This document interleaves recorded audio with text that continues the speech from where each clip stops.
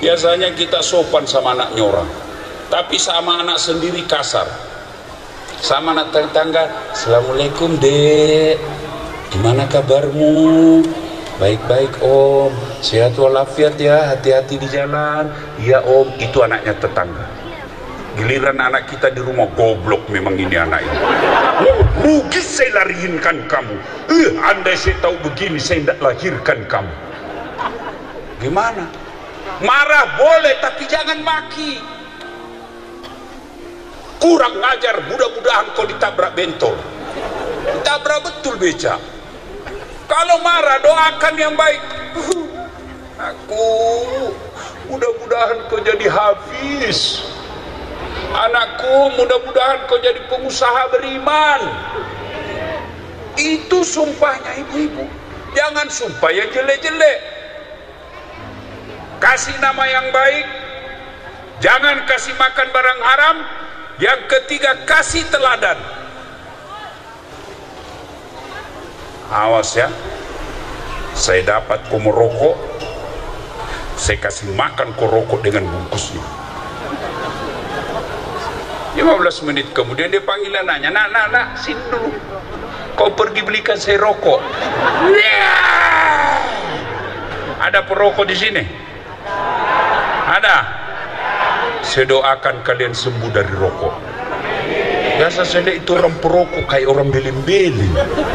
Ini aja kerjanya.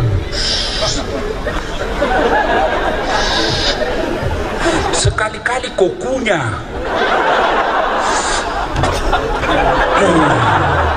Kasihan itu uangmu 30.000 kau buang-buang. Hei, yang perokok, saya doakan kalian sembuh merokok. Nggak jalan otakku Ustaz kalau nggak merokok, bohong. Buktinya Ramadan jalan otakmu kalau siang. Kalau kau pikir rokok baik, panggil anak istrimu merokok pagi-pagi bareng-bareng. Saya doakan kalian berhenti merokok.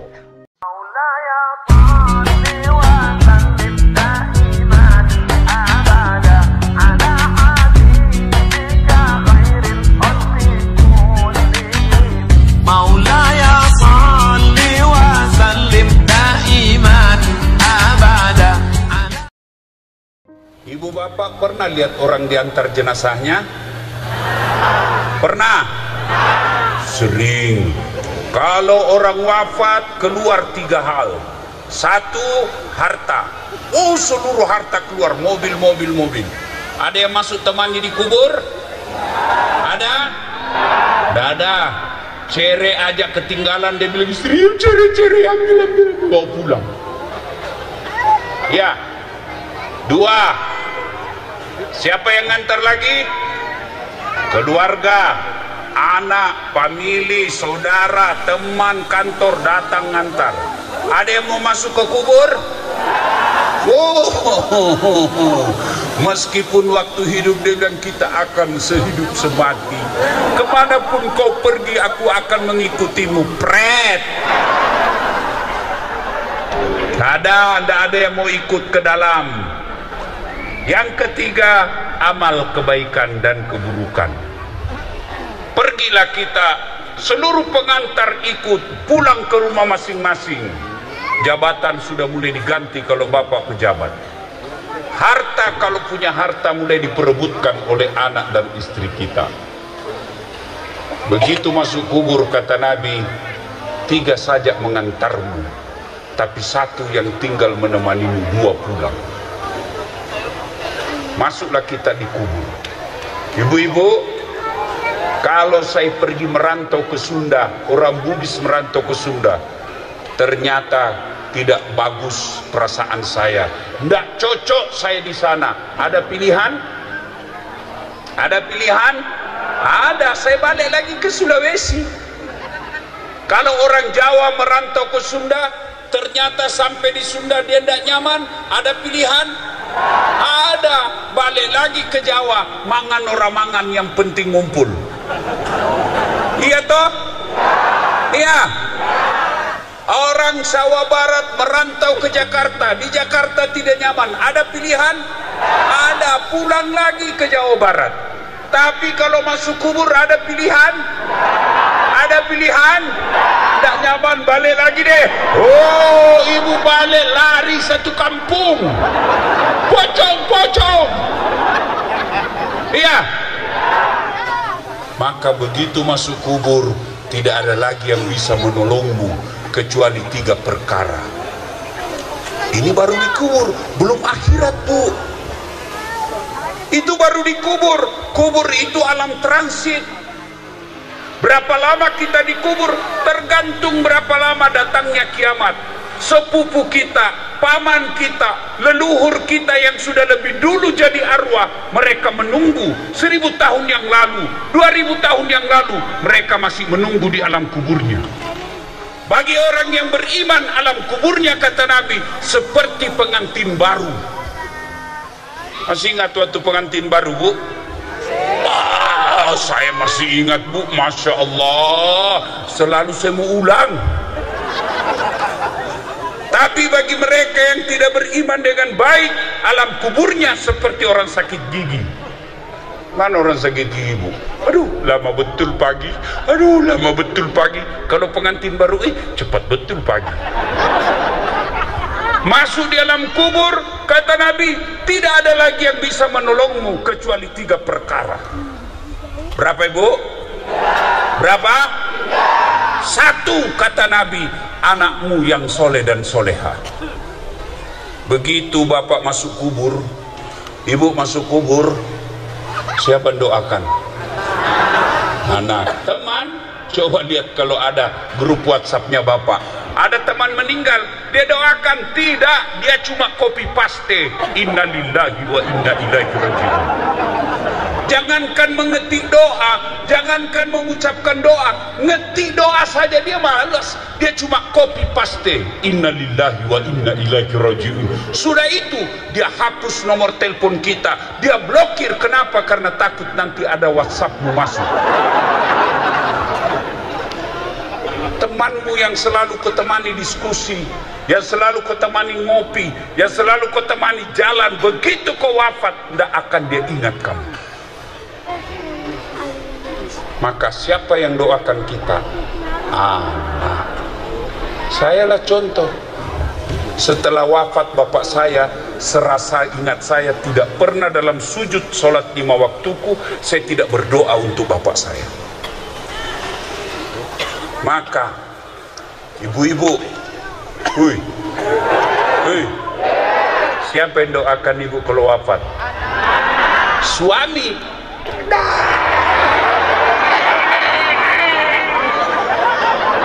Kawin lagi. Oh, dia dengar, Mas Diki, dia dengar istri saya ceramah ini.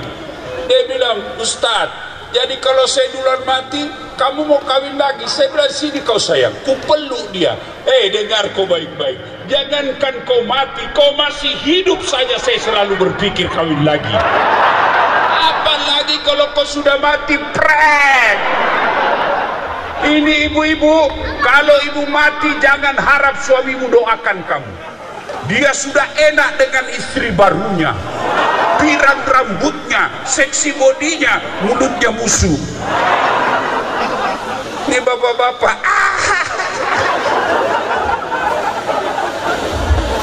siapa yang doakan kita, Bu? Anak. Itu kalau anakmu soleh-soleha. Kalau anakmu tidak beres agamanya, tidak bakal dia doakan kamu. Dia datang siara kubur, datang update status, OTW siara. Sampai di kubur, selfie. Goodbye my mommy. Maka didik anakmu jadi soleh dan soleha. Ibu-ibu, saya tanya, bisa ndak anakmu jadi bupati tidak pernah ikut pilkada? Bisa ndak anakmu jadi anggota DPR tidak pernah ikut caleg? Bisa ndak anakmu jadi dokter tidak pernah fakultas kedokteran? Bisa ndak anakmu jadi tentara polisi tidak pernah daftar tentara polisi? Tidak mungkin. Tapi bisa ndak anakmu soleh dan soleha tanpa dokter?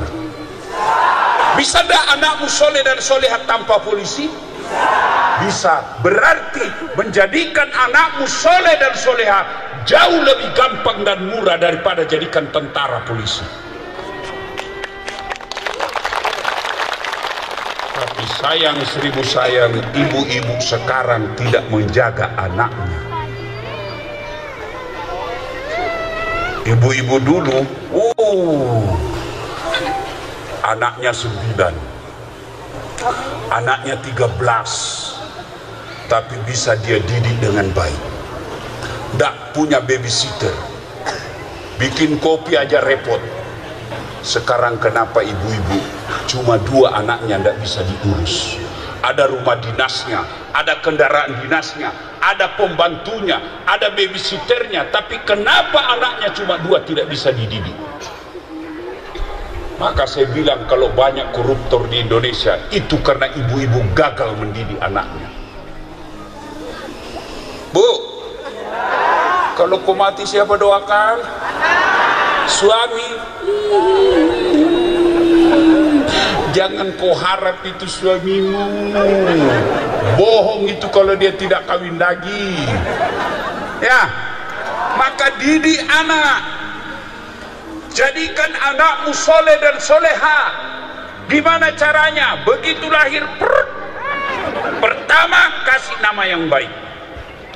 Ada orang bilang, apa arti sebuah nama? Bodoh, beleng-beleng. Gimana kita kalau mau jadi caleg tidak ada nama? Coblos saya, siapa? Anu. Siapa Anu? Anu siapa? Nama penting. Kalau ada orang mengatakan apa arti sebuah nama, itu kampanye menyesatkan. Dari nama saya bisa tahu minimal 2. Suku, agama. Kalau ada orang, siapa namamu? Hah? Misal, siapa namamu? Mas Karyo. Biasanya Jawa. Siapa namamu? Kang Didi. Biasanya Sunda. Siapa namamu? Labaco. Bugis. Iya. Jangan bilang apa arti sebuah nama. Nama penting. Dari nama saya bisa tahu sukunya. Dari nama saya bisa tahu agamanya. Siapa namamu? Abdurrahman. 99% pasti muslim. Siapa namamu? Siti Fatimah. Pasti muslim. Siapa namamu? Bertus Magaluntung Tunjung. Biasanya bukan orang Islam ini. Nama penting. Berarti lahir anakmu, kasih nama yang baik. Nama yang baik ada nama doa di dalamnya. Saya kasih kau nama nak mutmainnah. Apa itu mutmainnah? Jiwa yang tenang. Maka setiap orang panggil, wahai mutmainnah, orang doakan kamu, wahai kau jiwa yang tenang. Kasih nama yang baik. Nama yang baik bukan nama artis. Coba lihat tuh artis sebagian, Pak. Kalau Ramadan dia jadi soleh, pakai jilbab, menangis dia cerita dosanya. Selesai lebaran, hampir dia telanjang lagi. Nama yang kasih nama yang baik. Lahir nama, telepon Ustaz. Ustaz, saya punya nama anak, kasih nama. Ustaz kasih nama, jangan lagi protes. Nggak gaul itu Ustaz. Sudah ngapain kau telepon lagi saya? Kasih nama yang baik. 2, kasih makanan yang halal. Maka istri yang baik, datang suaminya bawa nafkah. Pertanyaan pertama, halal tidak? Halal tidak ini Pak?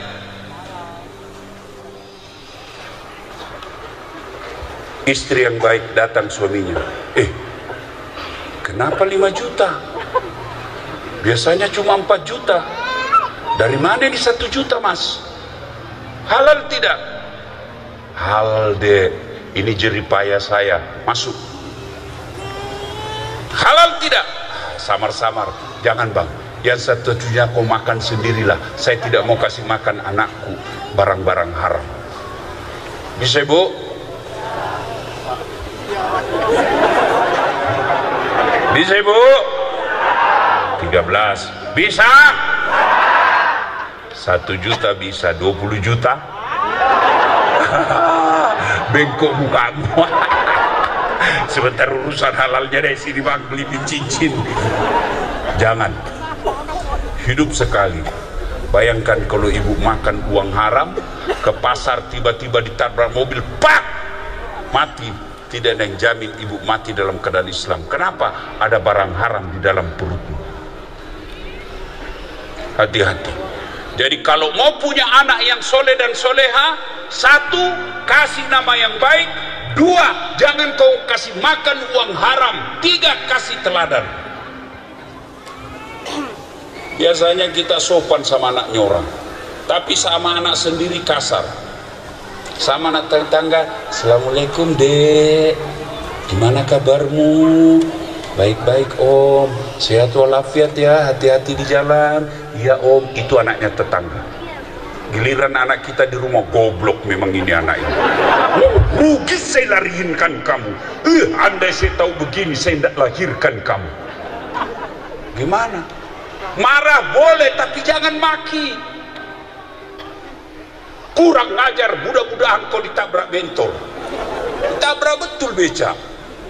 Kalau marah, doakan yang baik. Aku, mudah-mudahan kau jadi hafiz. Anakku, mudah-mudahan kau jadi pengusaha beriman. Itu sumpahnya ibu-ibu. Jangan sumpah yang jelek-jelek. Kasih nama yang baik. Jangan kasih makan barang haram. Yang ketiga, kasih teladan. Awas ya, saya dapat kau merokok, saya kasih makan kau rokok dengan bungkusnya. 15 menit kemudian dia panggil anaknya, nak, sini dulu, kau pergi belikan saya rokok. Ada perokok di sini? Ada? Saya doakan kalian sembuh dari rokok. Biasa saya lihat itu orang perokok kayak orang beleng-beleng. Ini aja kerjanya. Sekali-kali kokunya.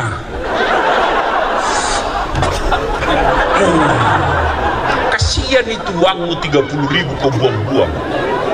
Hei, yang perokok saya doakan kalian sembuh merokok. Nggak jalan otakku Ustaz kalau nggak merokok, bohong.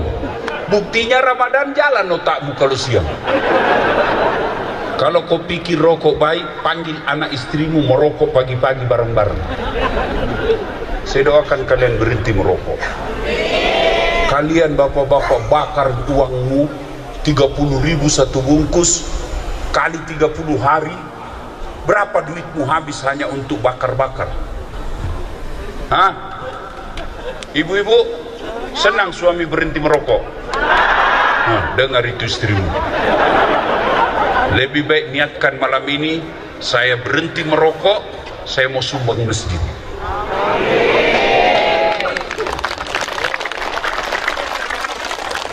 Mas Diki ada yang tanya saya, dia bilang, Ustaz, di sorga ada enggak rokok?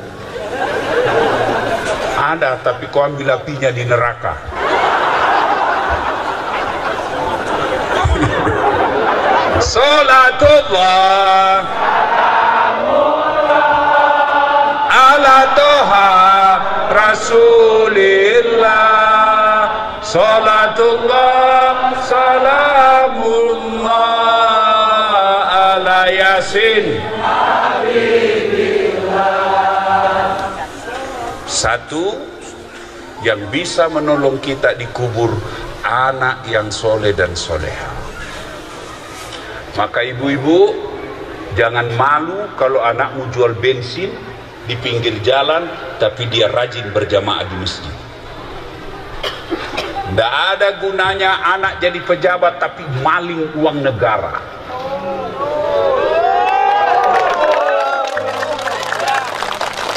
Tidak ada anakmu bermartabat disebut di televisi setiap hari, ujung-ujungnya di penjara karena maling uang rakyat. Biarkan anakmu tambal-tambal ban walau dia sarjana. Dia cuma jual-jual bensin di pinggir jalan, tapi uang yang dia makan uang halal. Tiba masuk waktu sholat, dia datang di masjid. Masya Allah. Senin Kamis dia puasa. Dan siapa dia doakan selalu? Bukan dirinya, tapi siapa yang selalu doakan? Orang tuanya. Ya Allah, berikan kesehatan orang tua saya, wafatkan dia dalam keadaan Islam. Itulah anak yang soleh dan soleha. Syukur-syukur kalau dia jadi pengusaha dermawan. Alhamdulillah, jadi pejabat yang baik, bersih. Maka ibu doakan anaknya. Gimana cara doakan anaknya? Pendek, ini doa langsung dari Allah, diajarkan kepada Ibrahim alaihissalam. Apa doanya? Allahumma rabbi habli minas solihin. Ya Allah, berikan hamba anak yang soleh. Ibu suapi anaknya. Mama nak. Allahumma rabbi habli minas solihin. Anak yang sudah sekolah, peluk dia, dekap dia mau pergi sekolah, bisik telinganya, Allahumma rabbi habli minas solihin. Pulang sekolah, peluk lagi dia, bisik telinganya, Allahumma rabbi habli minas solihin.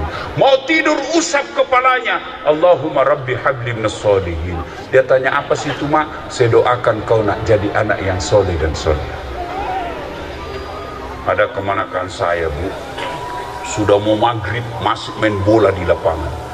Saya patur, sudah Mina, ayo sini berjamaah di masjid. Sedikit lagi om, kutungguilah dia. Pas azan maghrib, masih juga dia main bola. Terpaksa Ustadz saat masuk lapangan. Saya bisik telinganya, Bu. Allahumma rabbi habli minas solihin. Langsung menangis, Bu. Wih, heran semua orang lihat saya. Hebat betul itu Pak Ustadz. Dia cuma bisik kemenakannya, menangis langsung kemenakannya. Dia tidak tahu telinganya saya bisik, tanganku di bawah menjepit.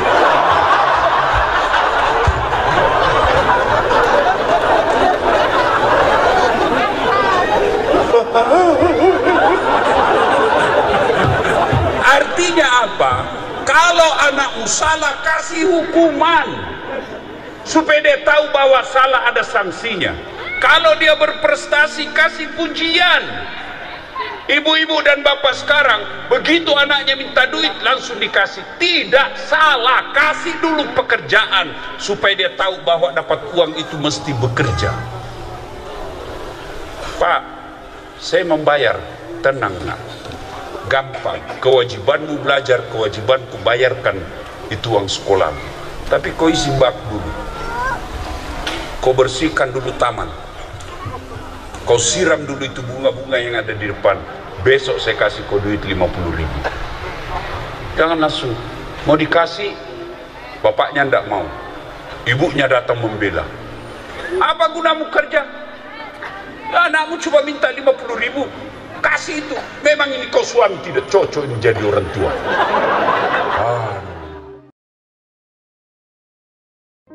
Usul, bagaimana kalau kita sogok duit banyak-banyak? Kata pimpinan rapat, mohon maaf, Muhammad bukan pejabat Indonesia, kasih uang biru matanya.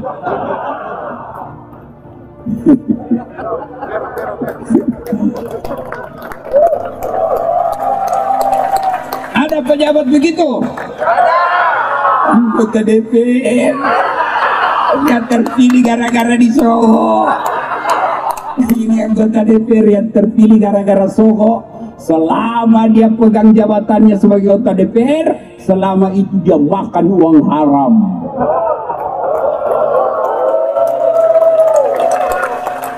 Ada begitu di sini? Kau sendirian salah, kenapa kamu disogok dong? Kau larang anggota DPR menyogok, tapi kau terima, pret.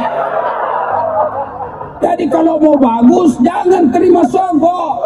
Biar dia mau sogok kau 1 juta. Kalau kau tidak mau terima, tidak ada gunanya.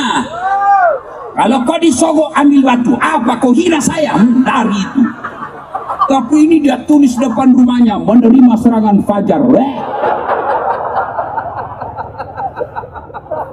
Jangan ketawa, saya seru sini.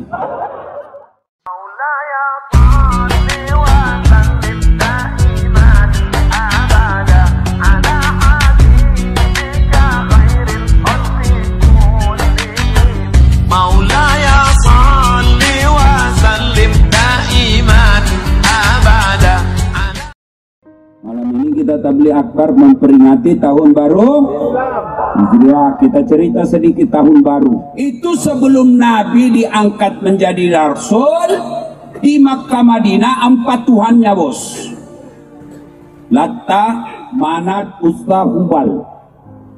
Tiba-tiba Nabi datang mengatakan Kul huwallahu ahad, satu Tuhan.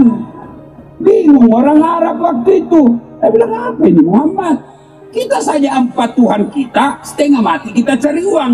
Kau bilang satu, tambah bingung kita ini. Dan waktu itu orang-orang kafir Quraisy membuat Tuhannya berdasarkan status ekonomi. Yang paling kaya Tuhannya dibikin dari emas, ada tangannya, ada kakinya, ada kepalanya, ada matanya, lalu disembah. Yang agak kaya sekalian di bawah sedikit dia bikin dari tembaga, besi, nikel dan sebagainya. Yang miskin dia bikin dari kayu. Yang paling miskin dia bikin dari tepung terigu.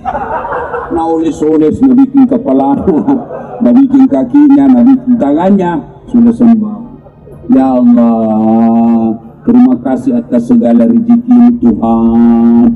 Selesai dia sembah, lapar. Dia lihat Tuhannya. Orang miskin toh, Tuhan sudah saya sembah kau, sekarang saling pengertian dong. Saya lapar ini Tuhan. Wah, diambil tangannya Tuhannya, ditutup. Tuhan mohon maaf, dia makan tangannya Tuhannya. Belum juga kenyang, dia makan perutnya Tuhannya. Sekejam-kejamnya bangsa Indonesia sampai detik ini belum ada kita dengar dia makan Tuhannya. Tapi Arab jahiliyah yang dihadapi Nabi pada saat itu, Tuhannya dia makan. Nah, kalau aplikasinya sekarang, kalau kalian hijrah, tinggalkan mitos, tinggalkan pendapat, tinggalkan keyakinan yang mengatakan bulan Muharram panas. Yang mengatakan Muharram jangan kau buka toko, Muharram jangan bermulai niaga, Muharram bulan panas jangan kau kasih nikah anakmu, Muharram itu bulan sial. Kalau kau hijrah malam ini, tinggalkan keyakinan itu, karena itu adalah budaya kesyirikan. Saya tanya, apa? Supaya kita timba rezeki Allah. Kenapa beli panci? Supaya kita tambah banyak, kita punya rezeki. Tidak boleh biar begitu, tidak boleh keyakinan begitu. Biar kau beli panci seperti drone, tapi kau malas, tidak datang rezeki, cilaka. Nah, hilangkan itu. Nah, biasa kita ini orang-orang Bugis ada lagi keyakinan, gue begitu. Malah dia bilang ada orang kembar sama buaya. Buaya darat kapan? Yo Bapak, saudara-saudara sekalian, nah itu pelajaran pertama. Kalau Bapak hijrah, tinggalkan keyakinan-keyakinan syirik. Ada lagi itu keyakinan, dia bilang, Ustaz, selama saya pegang ini cincin, ini bisnis saya sukses. Syirik. Kalau kau syirik, biar hitam jidatmu gara-gara sholat, tidak sampai itu sholatmu. Ya aku bilang, friend, ini khusus saya bos. Ya, ada lagi yang keyakinan, ada bapak-bapak, Ustaz doakan saya supaya saya tidak pernah kehilangan uang. Sini kok, saya kasih kau doa, baca Al-Fatihah 3 kali, baca ayat kursi 3 kali, sudah itu saya kasih uang 100.000. Nih, simpan di dompetmu. Selama kau tidak belanja ini uang, selama itu kau ada uangmu.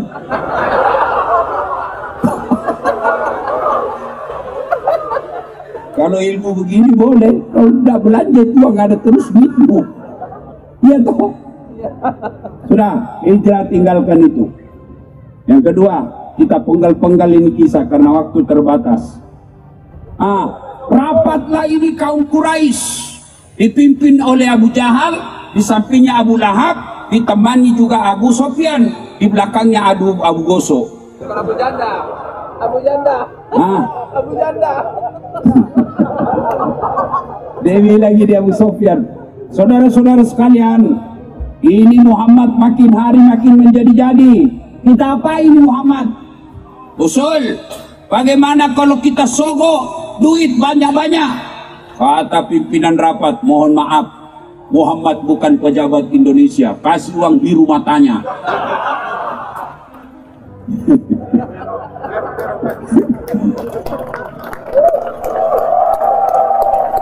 Ada pejabat begitu?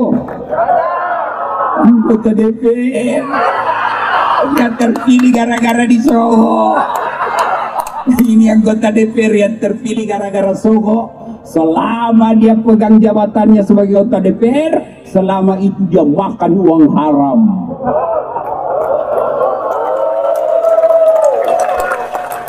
Ada begitu di sini? Kau sendirian salah, kenapa kamu disogok dong? Kau larang anggota DPR menyogok, tapi kau terima, pret.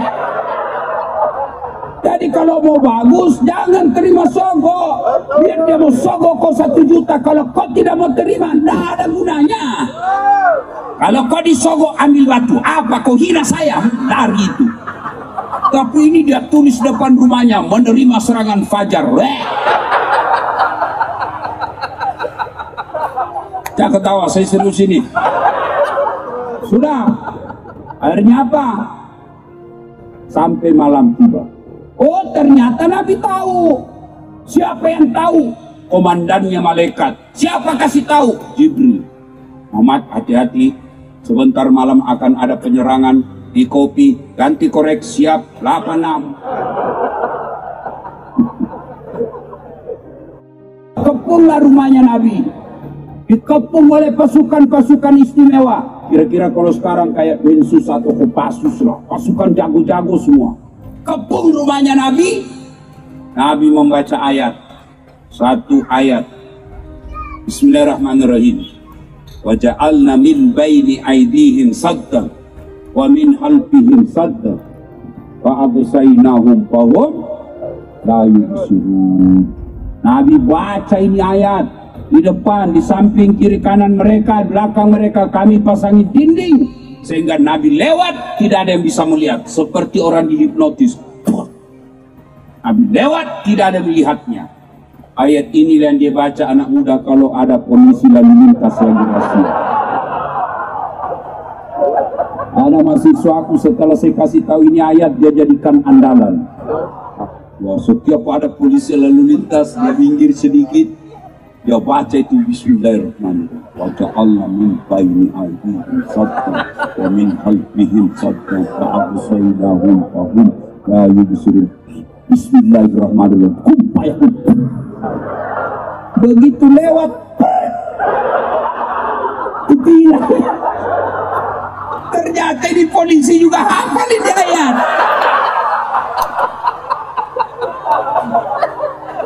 Yang marah-marah sama saya itu mahasiswaku. Ini Pak Ustadz bohong-bohong. Ada Ustadz bohong-bohong. Kenapa aku bilang saya bohong? Saya baca itu ayat Ustadz. Terus saya ditilang. Kenapa bisa? Saya tidak pakai helm. Bukan ayat yang salah, kau yang dongo. Pasti kau ditilang kalau kau tidak pakai helm dongo. Ada begitu di sini? Ada. Besok kau jalan pakailah atribut. Jangan kau melanggar lalu lintas, ya? Kau ditindak, kau bilang tolong kerjasamanya Pak. Dikasih kau kebijaksanaan, kau cerita lagi, diambil uangku. Nah kau yang minta. Enak itu kalau kau pakai helm rapi, ya? Kau naik mobil pakai safety belt, kau patuhi rambu lalu lintas. Insya Allah kau selamat. Oke, kau ditabrak tidak mati tapi cacat, hilang kakimu 1. Polisi tidak mau kau cacat, maka disuruh kau pakai yang lengkap. Ya, kalau kalian pemuda hijrah mulai besok taati rambu lalu lintas. Kalian juga pada aktivis dakwah, pakai motor pakai songko, tidak boleh kau pakai songko, pakai kau helm. Kau kira itu kalau kau jatuh tidak jatuh kepalamu pakai songkok? Mentah-mentah kau pakai songkok putih tidak jatuh kepalamu? No. Sudah, lanjut kisah. Nabi lewat, Gak ada yang melihat. Begitu jauh Nabi, baru mereka sadar yang kena hipnotis tadi. Abu Lahab langsung dia sergap masuk rumahnya Nabi, dia dobrak pintunya Nabi, dia datangi kasurnya Nabi. Ternyata Ali yang didapat. Buka, Muhammad, bukan Muhammad, Ali. Tarik Ali. Aina Muhammad, mana Muhammad? Dia bilang Ali, kau ganggu kita orang ini tidur, kok masih belum bangun. Mana Muhammad? Saya juga tidak tahu. Oh, Abu Jahal tambah marah. Dia bikin saya marah. Saudara-saudara sekalian, siapa yang mendapati Muhammad dalam keadaan hidup atau mati, saya kasih hadiah onta betina yang hamil tidak ada suaminya. 100 ekor onta hamil tidak ada suaminya. Kenapa? Namanya juga onta. Masa ada akad nikah onta? Mengundang dengan hormat Ustadz Fahmi Salim menjadi saksi pernikahan onta. Onta hamil ya namanya binatang. Tapi juga sekarang banyak juga cewek mau sengin sama onta. Hamil tidak ada suaminya, pren. Eleng-eleng. Nikah kok baik-baik. Hei cewek, dengar dulu. Mobil saja itu deh, dicicil 3 tahun sudah lunas. Kamu dipacari 4 tahun, tidak dilamar-lamar. Suruh itu cowok melamar kok. Kalau kau tidak lamar saya bulan depan, jangan salahkan saya ganti kau dengan laki-laki lain. Nah, dipacari 5 tahun tidak dinikahi, dibawa saja modal 10.000. Ke botol 1, roti 1 bungkus, dongo.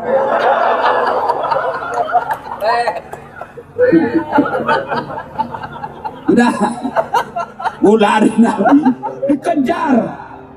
Itu kalau 100 ekor onta sekarang kurang lebih 2,5 miliar. Coba, 2,5 miliar kepalanya Nabi waktu itu.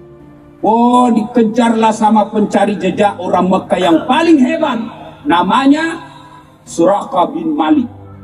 Ini Suraqah hebat sekali cari jejak. Nggak perlu dilihat bekas-bekas onta, nggak perlu dia lihat bekas kaki, cukup dia lihat apa? Bukan penglihatannya, tapi endusan penciumannya. Ustadz Fahmi Salim, kenapa? Parfum malaikat subuh. Gas Atlantik, Rexona. Hebat ini. Didapat Pak.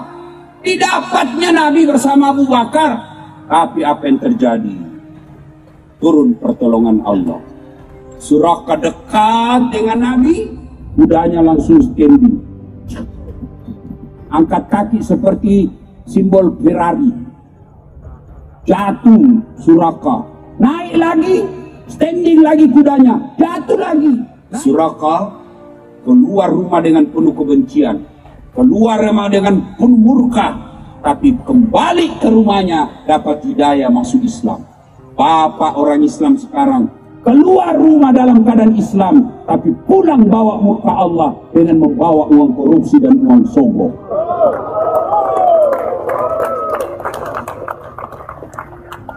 Keluar rumah baca doa, Bismillahirrahmanirrahim. Keluar sampai di pasar, dagangnya menghalalkan segala cara, nipu pembeli. Betul ini halal, betul ini baru. Ternyata sudah 3 bulan. Dia tulis bensin murni, botol-botol bensin murni, ternyata dia campur minyak tanah. Begitu ditanya, kenapa kau tulis bensin murni? Ada minyak tanahnya. Dia bilang, kan istriku namanya Murni.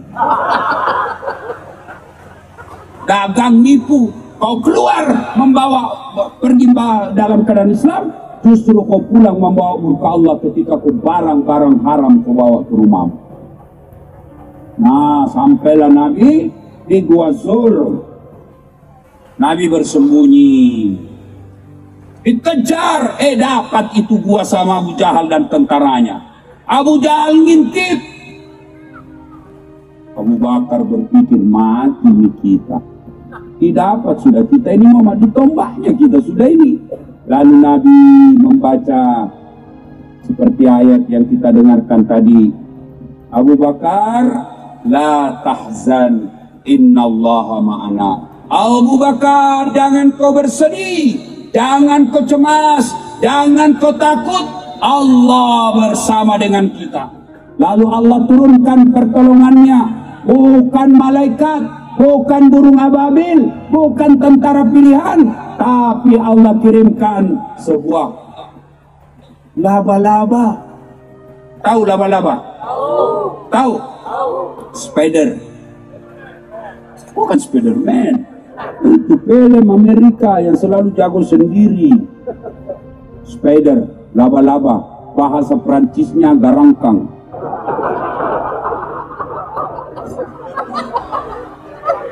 Gak bikin ini laba-laba sarang di mulut gua. Adik-adik pernah lihat sarang laba-laba? Pernah lihat sarang laba-laba?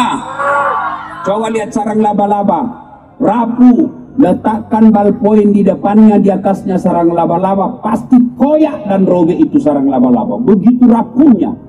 Tapi oh ternyata sarang laba-laba yang begitu rapuh, sarang laba-laba yang begitu gampang robek, mengalahkan tentara pilihannya Abu Jahal. Abu Jahal berkata, tidak mungkin ada Muhammad di dalam. Kalau ada Muhammad, pasti koyak ini sarang laba-laba. Begitu dia intip lagi, terbang burung merpati.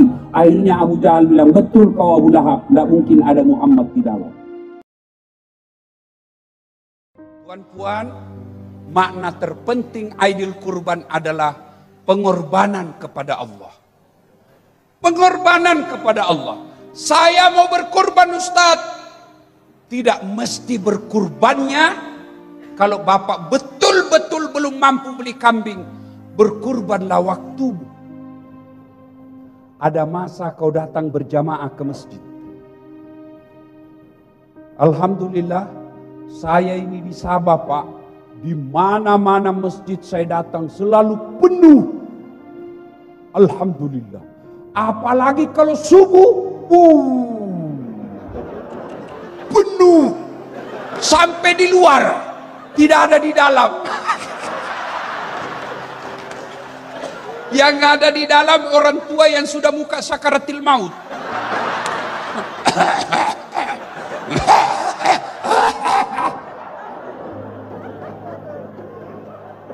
Ini kenapa orang biasa malas pergi masjid sholat jamaah? Satu, karena ada juga memang takmir masjid, pengurusi masjid tidak cakap mengurus masjid. Mana masuknya dia simpan duit jamaah, saldo 10.000 ringgit. Begitu kita nak kencing, tak ada air. Kalau kencing tak ada air masih oke Pak, selesai. Tapi kalau ini yang kuning, masa kita duitnya banyak, tapi airnya di klosetnya tidak ada. Itu takmir masjid macam itu. AJK masjid, kalian akan ditanya nanti di akhirat.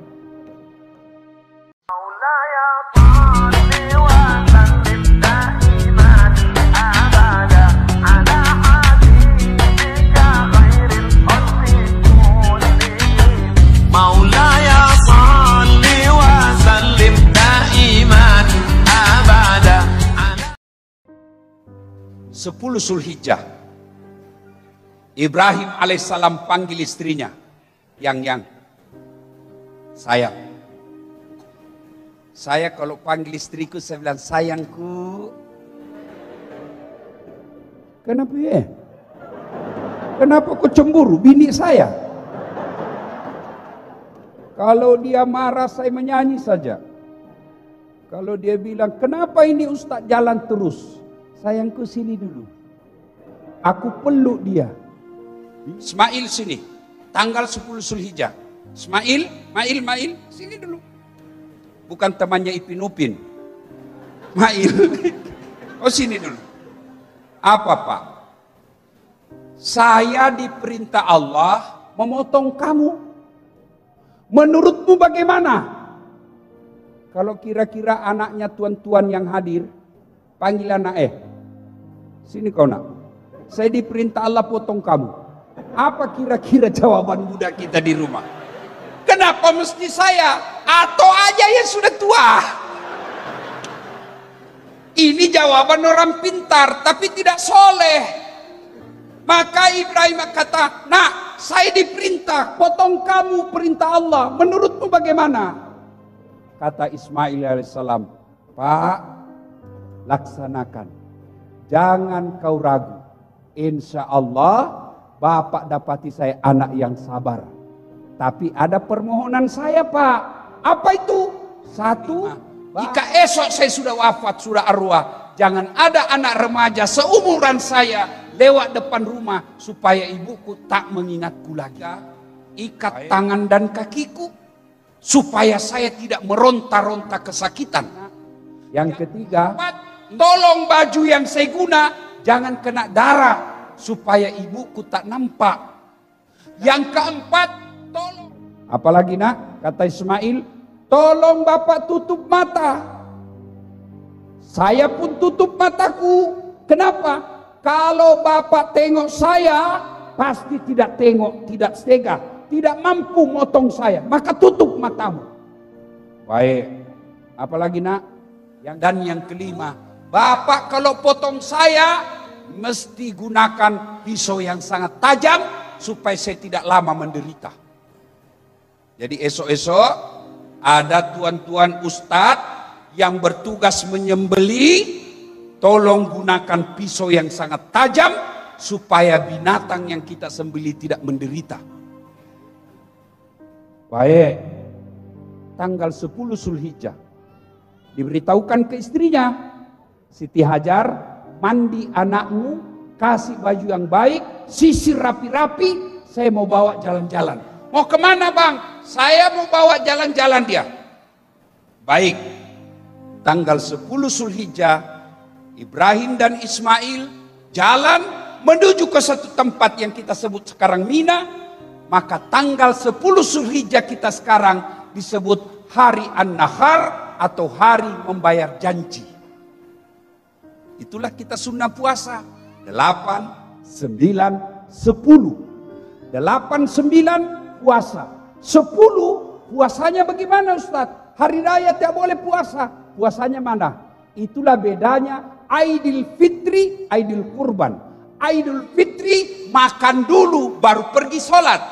Aidil Kurban selesai sholat baru makan. Malam nanti, malam Ahad, malam Lebaran, Bapak sebelum tidur niat puasa 10 Zulhijjah. Setelah bangun sholat subuh jangan makan, langsung ke masjid. Selesai dari Idul Fitri, Idul Adha baru makan. Dinilai 1 hari puasa.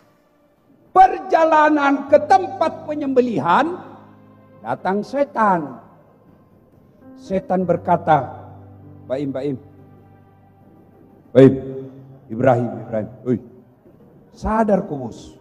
Kau lihat dulu itu anakmu, gagah, lama kau tunggu, masa kau mau potong? Ibrahim ambil batu. Setan, jangan banyak bicara kau di situ, Masih mau bicara, ditempar. Kena kepalanya. Sampai keke, balik lagi. Gagal menggoda Ibrahim. Dia datangi istrinya. Jar. Hajar, kau tahu mau dibawa kemana anakmu? Mau pergi makan angin. Nah bele kok. Dia bohongi kamu. Maksudnya apa? Dia mau potong itu anaknya. Sembarang kamu bilang. Mana ada bapak potong anaknya? Benar, dia mau potong anaknya. Kenapa boleh? Katanya perintah Allah, perintah Tuhannya. Apa? Perintah Tuhannya. Mendengar kata perintah Tuhan, Siti Hajar ambil batu. Jangankan anakku, saya juga siap dipotong kalau ini perintah Allah. Jangan banyak bicara. Tuh, lempar, kena kepalanya. Sampai sandakan balik. Gagal goda suami, gagal goda istri, dia datangi anaknya, Ismail. Mail, sini dulu Mail. Setan masih mau bicara, Mail ambil batu. Dia lempar setan, duh! Kena mata kanannya. Maka sejarah menjelaskan, karena kena mata kanannya, setan itu picok. Tidak ku tahu apa bahasa Indonesia aja. Apa bahasa Melayunya picok? Picot. Itu yang apa itu? Yang sakit matanya. Satu. Duh, kena. Inilah melempar 3 jumroh. Yang orang kalau pergi haji di Mina melempar 3 jumroh. Namanya jumroh Aqabah, Usta, Ula. Setan besar, setan menengah, setan kecil. Ush. Ternyata ada jamaah haji dari Indonesia. Diambil batu. Ini sudah setan yang goda saya selama ini. Telah, jaga kau. Dia lempar. Bismillah, Allahu Akbar. Dak. Balik itu batu. Hampir kena kepalanya. Dia tangkap. Wih, ada tertulis. Sesama setan dilarang saling melempar. Dia bilang di sini kau lempar saya. Di Indonesia kita berkawan. Ini saya tengok-tengok anak muda pergi pengajian bonceng sama ceweknya. Candring-candring pakai motor bicycle.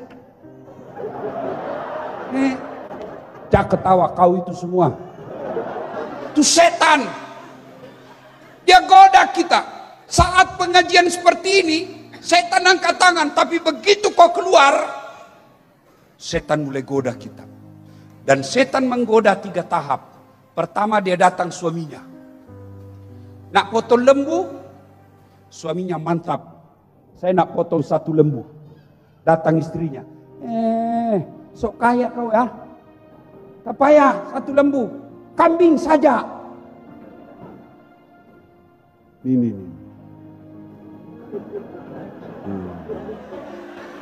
Apa sapi-sapi? Beli cincin. Iya toh? Apa sapi-sapi sok kaya kamu? Ini gelang. Ini. Muka-muka kena godaan setan. Tuh, alhamdulillah, istri baik imannya, suaminya lagi datang. Tak payah lembu. Ini boleh cicilan kereta. Kereta baru ini boleh nih. Setan. Selamat suami, selamat istri, anak. Maka tidak banyak orang, tidak sedikit orang, hebat iman bapaknya, hebat iman ibunya, tapi anaknya yang gagal dia didik. Maka setan menggoda rumah tangga dari arah suami, dari arah istri, gagal goda suami, gagal goda istri, anaknya yang masuk. Berapa banyak orang masuk bui, korupsi, jahat, gara-gara memenuhi selera anaknya. Sudah jalan. Sampailah di tempat penyembelihan. Tuan-puan, kalau pergi haji umroh, biasakan kalau selepas umroh, kita pergi ziarah. Lepas dari Arafah, ya kan? Kita biasa dibawa saudara-saudara sekalian di atas bas. Sebelah kiri sebelum rumah raja, itu ada di atas macam pos polisi. Itu ada gardu-gardu, gedung-gedung. Disitulah dipotong Ismail alaihissalam. Maka dibawa, dibaringkan, diikat kaki tangannya, diikat kakinya, ditutup matanya. Lalu Ibrahim alaihissalam mulai menyembelih anaknya. Dia ambil parangnya, dia potong leher anaknya. Tidak mempan. Dia ulang, tidak tergores. Kata Ismail, Pak, dobet, jangan ragu, kasih keras. Kata Ibrahim, saya sudah keras ini. barangkali pisaumu tumpul. Kata Ibrahim, baiklah, coba saya tes. Ibrahim ambil batu, dia hantam. Dak! Sekali hantam, pecah batu. Baik, tajam aja ini. Kok bisa tidak pecah, tidak terpotong? Kata anaknya, begini Pak, ulang lagi. Tapi sebelum ulang, tolong buka ikat tanganku. Tolong buka ikat kakiku. Kenapa? Kalau saya diikat macam ini, tangan kakiku terikat, Allah menilai saya tidak ikhlas. Nanti kalau saya diikat, saya dinilai Allah tidak ikhlas kau Ismail. Buka ini. Dibuka. Begitu mau disembeli lagi, Allah di atas aras memanggil seluruh malaikat. Wahai malaikatku, kau tengok ini manusia, hambaku yang pernah kalian khawatir kalau mereka memimpin dunia, mereka mengambilkan kerusakan. Kau lihat dia, anak yang lama dia rindukan, dia mau sembeli anaknya demi taatnya kepada aku Tuhannya. Lalu melihat itu dia mau potong anaknya. Jibril berkata, memuji Allah, Allahu Akbar, Allahu Akbar, Allahu Akbar. Jibril berkata itu. Mendengar itu lalu Ibrahim alaihissalam menyambutnya dengan kalimat La ilaha illallah Wallahu Akbar. Mendengar ini Ismail pun lalu melanjutkannya dengan kalimat Allahu Akbar walillahil hamd. Itulah yang kita baca ketika lebaran. Allahu Akbar, Allahu Akbar, Allahu Akbar. Malaikat Jibril, La ilaha illallah wallahu akbar. Ibrahim alaihissalam, Allahu Akbar walillahil hamd. Ismail alaihissalam. Maka tuan-puan, datuk datin Sri yang saya hormati, besok lusa nak pergi lebaran, dari rumah ke masjid, dari rumah ke lapangan, dari rumah ke tempat solat, ucapkan itu. Terutama adik-adikku milenial, nak pergi lebaran, sila guna baju baru, sila guna kereta, tapi tolong sepanjang jalan kalian tak payah guna update status. OTW, baju baru, caleda. Ini anak-anak kita pergi raya, dia tidak takbiran, tapi selfie. Ulang, kabur. Ulang lagi, kabur. Biar kau ulang 10 kali, namun kamu yang kabur. Jangan untuk, lebih baik simpan handphone selama perjalanan takbiran. Sudah? Lalu Allah perintahkan kepada malaikat Jibril. Jibril, kau ambil domba yang pernah dipersembahkan anaknya Adam ketika menikah. Kau ambil itu. Yang ada di sorga, gantikan lehernya Ismail alaihissalam menjadi leher domba. Itulah yang dipotong. Alhamdulillah. Itulah sejarah munculnya penyembelihan kurban. Alhamdulillah, bukan anak disuruh potong, Pak. Kalau anak ada 5, suruh potong, masih enak. Potong anakmu, mana yang nakal? Potong ini nakal ini.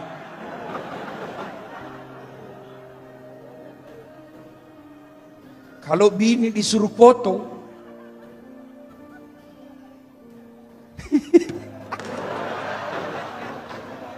ayo.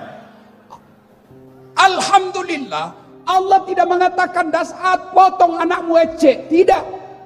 Potong anakmu, tidak. Allah cuma minta lembu.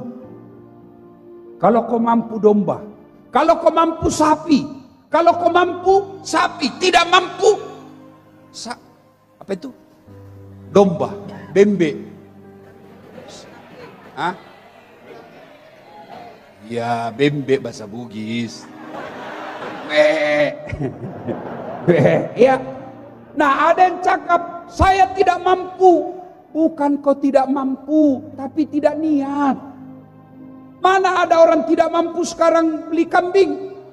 Handphonemu saja, bimbit, kau boleh beli harga yang seperti dengan harga kambing. Rokokmu saja. Ada perokok di sini. Saya doakan Bapak berhenti merokok. Itu biasa perokok macam beleng-beleng saya lihat.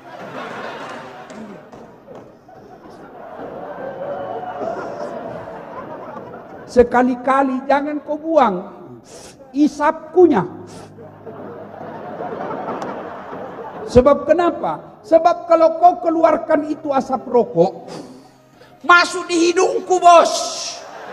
Kau yang merokok, saya kena penyakitnya.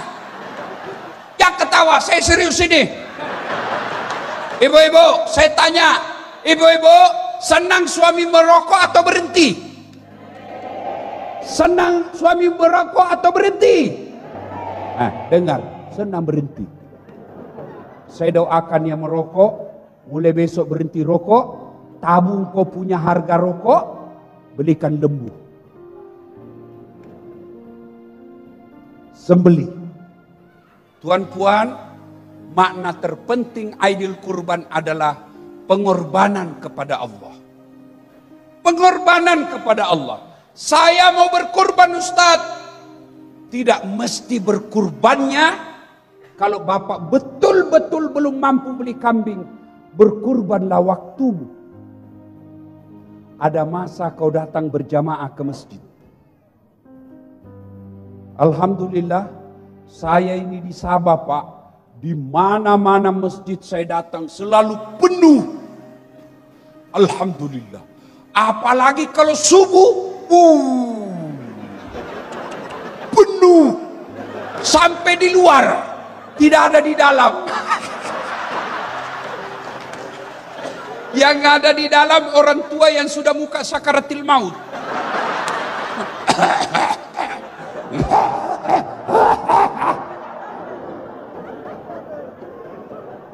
Ini kenapa orang biasa malas pergi masjid sholat jamaah? Satu, karena ada juga memang takmir masjid, pengurusi masjid tidak cakap mengurus masjid. Mana masuknya? Dia simpan duit jamaah, saldo 10.000 ringgit. Begitu kita nak kencing, tak ada air. Kalau kencing tak ada air masih oke, Pak. Selesai. Tapi kalau ini yang kuning, masa kita duitnya banyak, tapi airnya di klosetnya tidak ada. Itu takmir masjid macam itu. AJK masjid, kalian akan ditanya nanti di akhirat. Kenapa kau simpan duitnya orang? Tak jalan amalnya. Coba kalau masjid airnya baik. Ada masjid saya bangun, karpetnya oke. Penceramanya, Pak, belum ceramah sudah bagi honor. Seperti Datuk Sri tadi. Saya belum ceramah, Ustaz.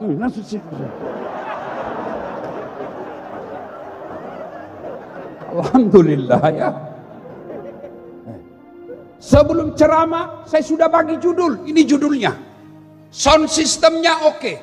Imamnya penghafal Quran. Saya bagi gaji layaknya kaki tangan kerajaan. Tukang azan, saya buat lomba azan yang juara 1. Ku gaji seperti kaki tangan kerajaan. 5 kali azan. Orang senang datang ke masjid. Pakai ikon. AC. Cocok mi? Ya toh? Kan beda sedikit Indonesia Malaysia. Malaysia peti sejuk. Indonesia kulkas. Kan itu sama aja ya. Malaysia Icon. Indonesia AC. Itu sama aja. Nah, buah AC-nya. Akhirnya apa? Orang ramai ke masjid. Dia nyaman, sejuk, penceramanya oke, imamnya baik, ramai mereka ke masjid. Ini macam mana orang mau ke masjid? Sound systemnya, Allahu Akbar, langsung. Penceramanya dari mulai salam pertama sampai terakhir, neraka aja dicerita. Kau dibanting, ditusuk pantatmu, digunting lidahmu. Kata anak muda, tak payah kau pergi sana, bikin takut-takut. Mas, yang Hasan sudah pensiun. Ayah.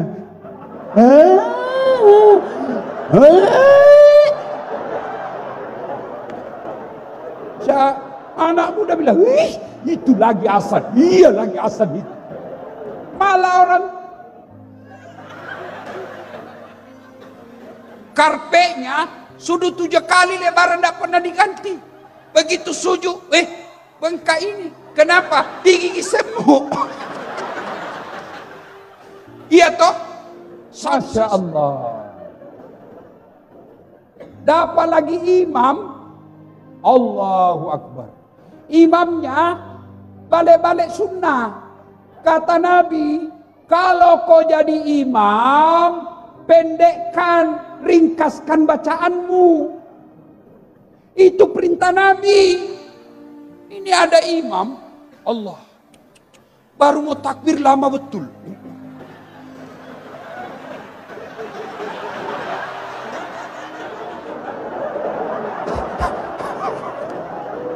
Apa dah kau tinggal langkah itu?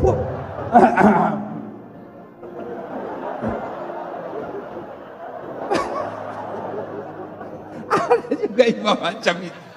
Masya Allah. Kata Nabi, ringkaskan. Ini wallahu alam, ini cerita benar atau tidak. Ada budak pesantren hafiz, dia balik kampung, diteslah hafalannya. Aku jadi imam lah. Dia baca, hanya dia yang hafal, panjang. Begitu dia jadi imam, Al-Fatihah lancar. Dia baca surah yang hanya dia hafal, tiba-tiba ada cicak jatuh, kena telinganya, stres. Dia lupa lanjutan ayatnya. Apa lanjutannya ini? Dia ingat-ingat, tidak diingat juga. Terpaksa Pak Imam kata, tolong bantu di belakang. Dia bilang di belakang, saya juga tidak tahu. Tiba-tiba ada anak muda teringat, dia bilang, kalau begitu ya sudah, Allahu Akbar. Siapa salah? Siapa salah? Imam.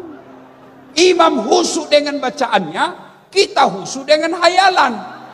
Kita mau ikut tidak dihafal, kita mau ruku, imam belum selesai, terpaksa kita baca semua pada di masjid. Pengeluaran, pemasukan, saldo. Belum selesai juga imam, habis sudah dibaca itu semua, bajunya lagi orang dibaca. Calon DPR, calon apa itu, menteri, dibaca semua baju di sini Pak. Nomor undi 7, dibaca semua Pak. Siapa yang salah? Imam. Makanya saya pernah pengalaman waktu kecil di kampung, sujud Pak Imam. Wih, lama sekali. Kenapa Pak Imam tidak naik-naik kepalanya? Ada kawan saya diangkat kepalanya. Wih, lenyap imamnya. Dia bilang, hilang imam. Wah, bubar sholat. Bubar Pak, karena imam hilang. Tinggalkan. Selesai sholat ditanya, Pak Imam, kenapa kau tinggalkan jamaah? Dia bilang, saya kentut nak. Dia bilang, lain kali Pak Imam kalau kentut, kasih bangun orang supaya kita tengok kau keluar. Dia bilang, saya sengaja nak, saya malu kau lihat saya. Siapa salah? Siapa salah? Siapa salah? Imam. Maka hati-hati milih imam. Alhamdulillah kalian orang Sabah tepat memilih imam kalian, Ketua Menteri Sabah. Alhamdulillah.